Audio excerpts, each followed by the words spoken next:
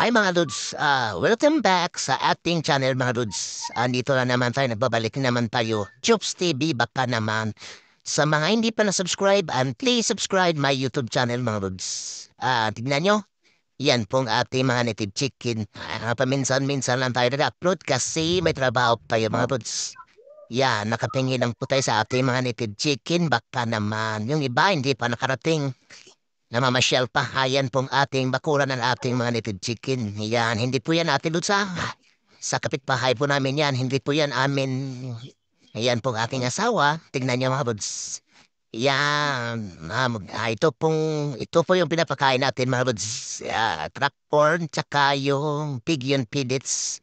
Yan pong pinapakain natin sa ating mga native chicken. Yan, malalaki na po sila. Pwede na yan ibenta at pwede na yan pagkakitaan.